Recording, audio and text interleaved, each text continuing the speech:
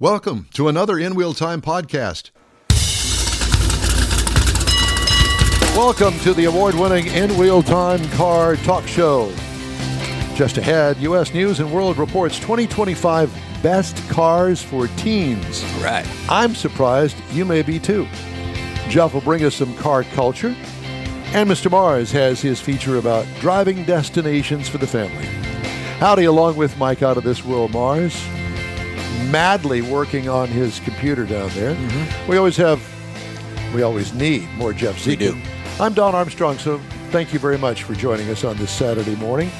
How's everybody this morning? Good. Mr. Mars, you panicky down there? Nah, man, we're smoking here. All right. You're such a liar. You got everything turned on? No, we're cooking. Cooking with gas. Aren't you glad that I suggested that? Yeah, your little gizmos. I told my wife one of these days I'm going to take this computer's going to commit suicide, but not today. Good. I'm glad to hear that. And welcome to Candace Thackeray and all those friends of ours from around the globe and all the ships at sea. We're glad that you could join us today. How's your week been? It's been great.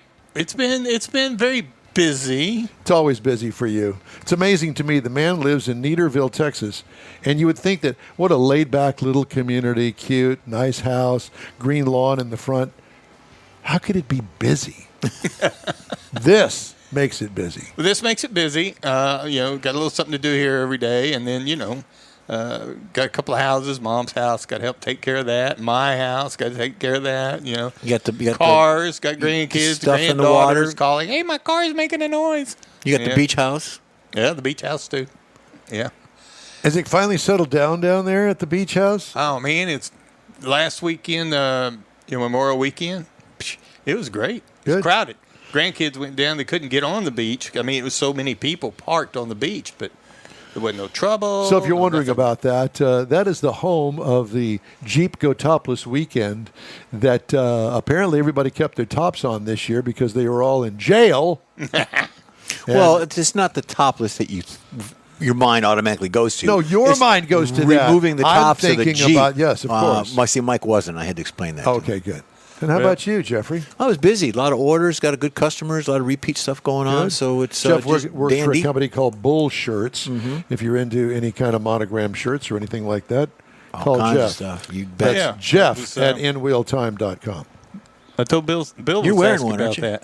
No, this is the old one. No, this is the old one. Yeah, but I told Bill when I was talking to him about their event up there in Bastrop, I was telling him that you worked for there. We've got companies that have consignment of shirts. We did a bunch of stuff for a Corvette club about 10 days ago. There was black shirts with the Corvette logo. There were stacks of them, and they were just kicking them out, sending them out to wherever. Were they embroidered? No, they were silk green. But they were black T-shirts, but they were nice. And it's like a... Do they hold in old man guts? No, that's a different shirt. That's the one that's cut off on the top. Oh, that one, yeah. I think that, what did they used to call that? That was called a midriff or? Bikini top. Bikini top. Bikini top. Okay, for the boys. There you go. Well, enough of this silliness. Well, it's not too silly because I know that there's our next guest, Zach Doell, can appreciate all of this talk. Right. Zach Doell with U.S. News and World Report, 2025 Best Cars for Teens. Zach, good morning. Hey, good morning. Thanks for having me. I see that you're not wearing your bikini top this morning. You're not quite ready for summer yet. I thought I'd slip into something a bit more professional. Professional. Well, we're glad. We're all glad for that. For all of us, that we don't expose you to anything you don't want to see. And I don't. Where are you located currently? Central Virginia. Okay. Oh, very nice. Well, is the weather up there nice today? Yeah, we had some tornadoes last night, but it's a beautiful day right now. And Good. Glad to hear it. So, are you the one that put together this report for U.S. News and World Report? I'm not on the research team, but I'm on the press side of it. So I'm representing the report, and we're really pleased with it. We think it's the best one we've had yet. Well, I thought as looking over it, you sent us a presser, as you will, beforehand, and I was really surprised. Maybe not so much for everybody else, but it looks as though that Hyundai won the award across the board. They've certainly done very, very well. I think, a lot of it has to do with the value proposition. The Hyundai vehicles now are just really packed with safety features, and it's a great benefit to shoppers because you can choose a base model and still end up with a ton of standard safety features. Well, I saw a report, I don't remember where, but I saw it this week, about the company, Hyundai Kia, and they are really kicking everybody's tail. Quality cars that appeal to a lot of people, and they sell a lot of cars, and apparently they last a while. I mean, what else could you want? They do. Yeah, what else could you want? Well, right. I don't know where you want to start because as I previewed the show this morning, I said, this is cars for teens, and we're at that point of the year where we've got the graduates.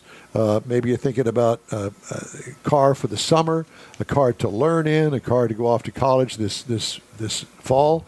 How did you break down the cars and the best of the best?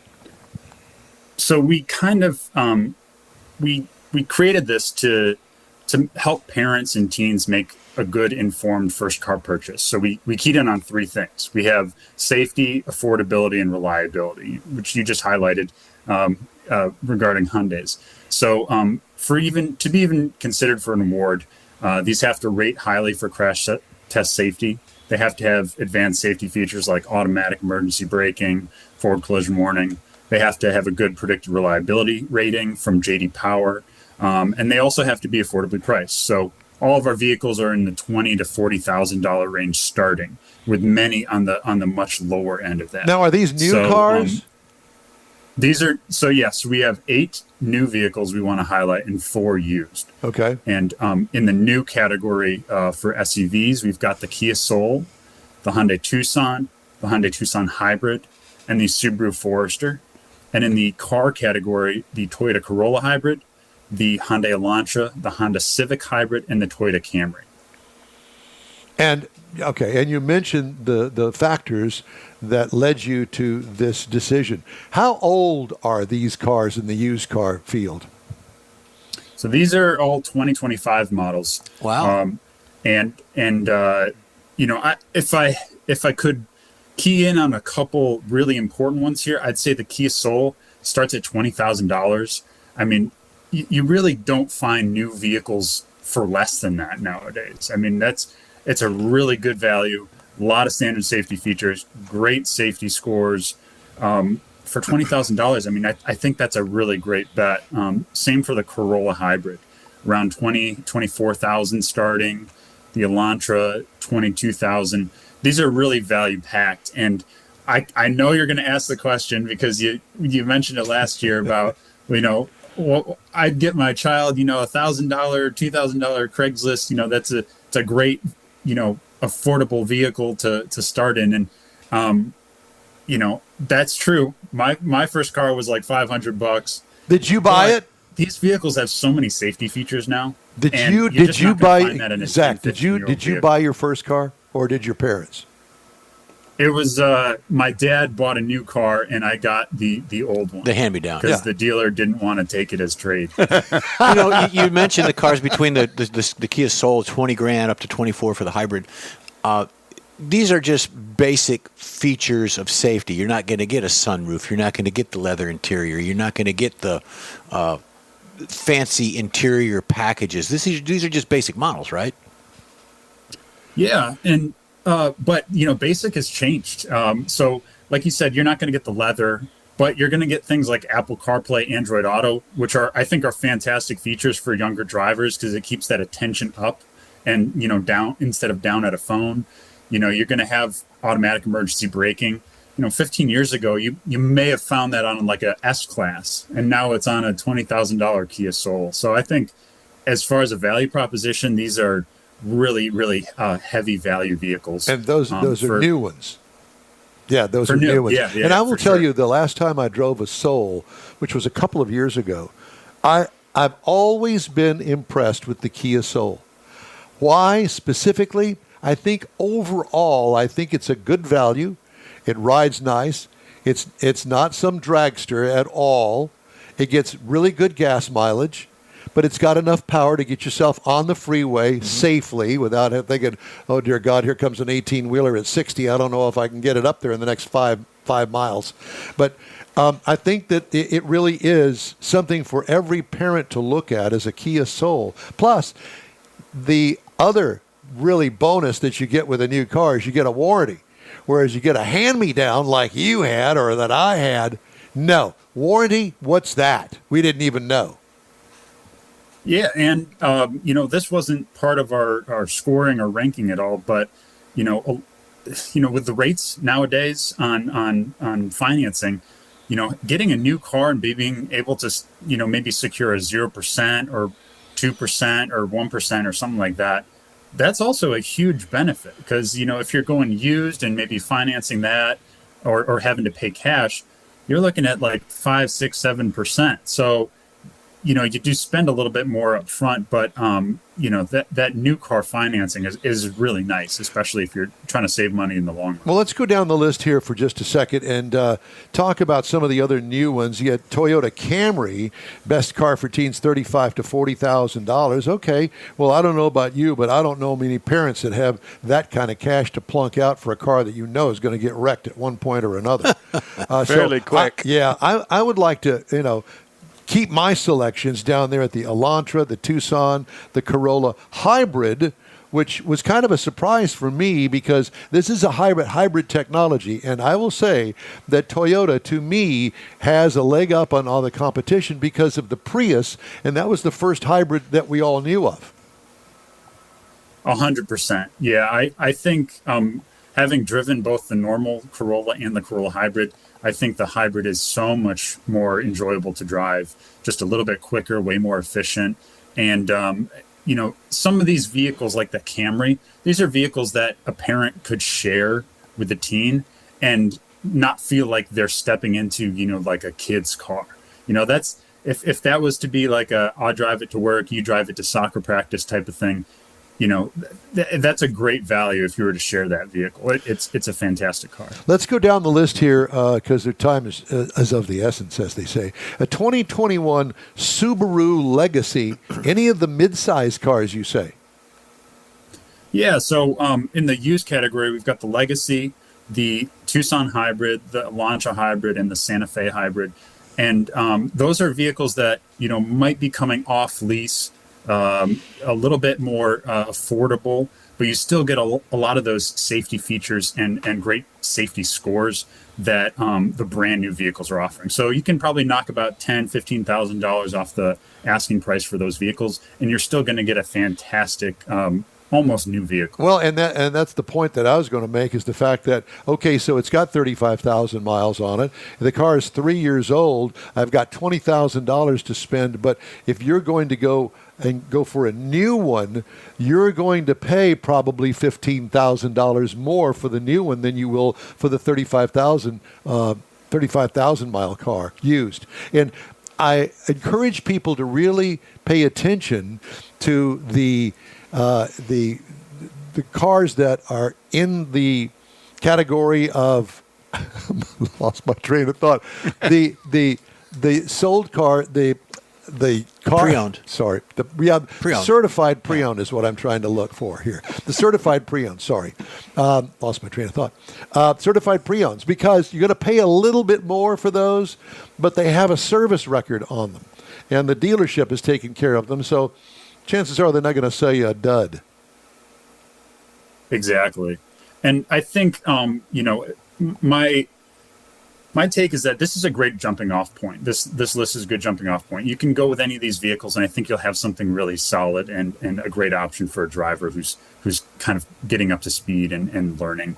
But no matter what you get, it's important to just get behind the wheel of things and just see what feels comfortable. You may find a Tucson has blind spots that something like the Corolla Hybrid doesn't. And it's just important to get behind the wheel, get familiar, and just see what feels right. And the other thing, too, is it really kind of depends on the part of the country that you live in that's going to determine the price, the resale value, if it's going to be a used car, what kind of a deal you can get on it. Where are you going to buy it? Are you going to buy it from a dealer as a certified pre-owned? Or are you going to go to a used car lot? And, hey, there are some used car lots in town that really are very well aware of the competition at the dealership with the certified pre-owned, and you might be able to get a better deal. We have a used car dealer down in Friendswood, close to us here in Texas, that top of the line, top notch. How many miles do you want on it? They've got the whole range. You want something with 100,000 miles on it, or you want something with 25,000 miles on it. They've got the selection that a dealership generally doesn't have because they don't have room for the inventory. Yeah, they can pick and choose when they do take them in. Yeah. So I think that those are some of the factors that need to be considered, too, when you're going out and buying a car for a teen. I know for my teen, who's no longer a teen, every fender on that Ford Focus has been mashed. It's probably got 1,000 pounds of Bondo on it underneath the paint. But, hey, she still has it. She graduated from college in 2011. So it's like, really? Yeah. It's still running, and it's got over close to 200,000 miles on it. Yeah, well, there you go. That's, I think sometimes when you buy it right, it just keeps going, and it's the gift that keeps on giving. This teenager's car becomes a young adult's car, and so we're hoping that some of these vehicles can take kids on a similar journey like that. Yeah, perfect. So where can we go? Is the information free at your website? Yeah, absolutely. So we have reviews of all of these vehicles at cars.usnews.com. This is a great jumping off point. Take a look, research all the vehicles, and there's a lot of great options for teens for sure. Cars.usnews.com. Yeah, cars.usnews.com. Very good. Well, Zach, it's always a pleasure to talk to you. Sorry for my brain. Yeah, thanks so much for having me. I hope you guys have a good rest of your Saturday. Well, you do the same. Do you have any more interviews lined up? Got a couple. Okay. Not any today, but a couple tomorrow and Monday. All right. Well, stay safe in that weather. Yeah, exactly. No tornadoes for you. We'll talk to you later, Zach. Thanks again. Thank you, sir. Thank you. All right. Always fun. Well, it is, and it's always interesting. Yeah, it's informative for the folks that are actually... Who would to think that on this list there are 1, 2, 3... It's like 15 of them, aren't 4, there? 5, 6. Out of all these cars, new and used, there's 6 Hyundais on here. I would have never guessed that. No, I wouldn't have thought that would be the case. So it's like half the list, more than half the list. Pretty much. Just ahead, Jeff's Car Culture, and Mars has a new feature, Driving Destinations. Port A. A. God. A. The In-Wheel Time Car Talk Show may continue after this break. A. The Tex-Mex dining experience is defined by Lupi Tortilla, your destination for Texas's best beef fajitas and frozen margaritas. Since 1983, Lupi Tortilla has served authentic and time-tested recipes made with the freshest ingredients. Atmosphere is part of the award-winning experience at Lupi Tortilla, all developed in a little house near Highway 6 and I-10 in West Houston. Visit any of the Lupi Tortillas and you'll see the same attention to detail in each and every location.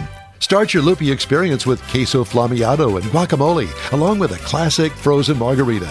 Dine on famous Lupi beef and chicken fajitas, or pepper shrimp brochette, or a fish or vegetarian entree, and finish with a scrumptious flan for dessert. Find Lupi Tortilla in Houston, College Station, Beaumont, Austin, San Antonio, and Dallas-Fort Worth. There's a Texas location near you. The recipes are authentic and time-tested.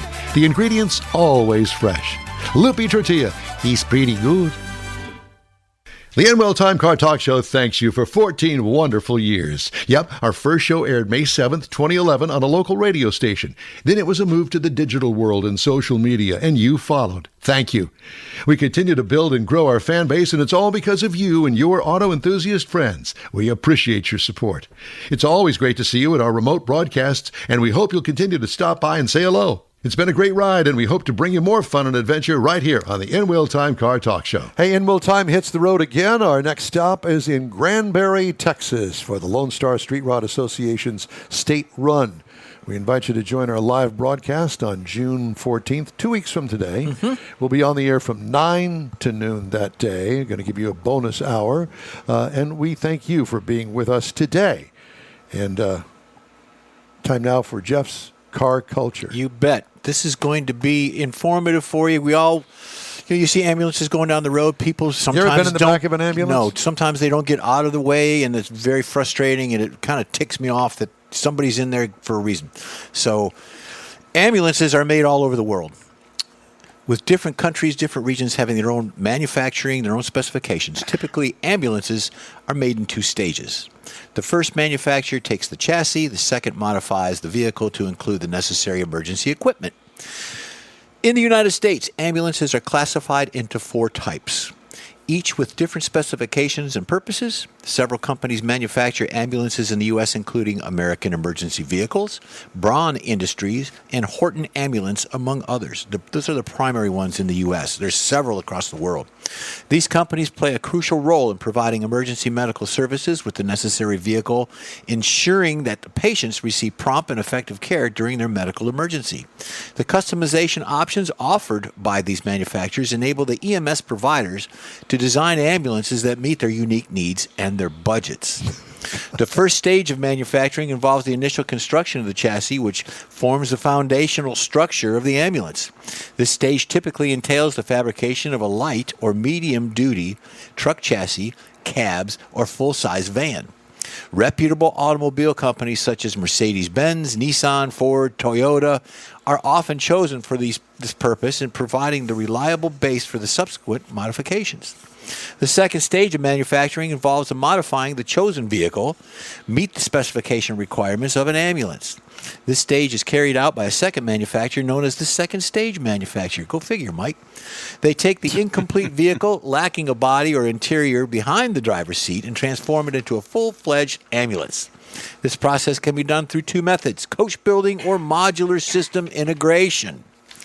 In the U.S., there are 4 types. Type 1 ambulances are mounted on a truck chassis with a custom module on the back. They're used primarily for advanced life support and rescue work. They are available in 4-wheel drive and are a good choice for difficult driving conditions. Oh, my God. There's Danny's Dodge van that we all used to go around in. Yeah. Danny, I love him. He's a great guy. Yeah. Type 2 ambulances are typically, not in that van, typically van-style vehicles with basic patient care features. They're used for hospital-to-hospital transport and can also be used in a 911 rescue work. They offer better gas mileage than the other types of ambulances, specifically diesel.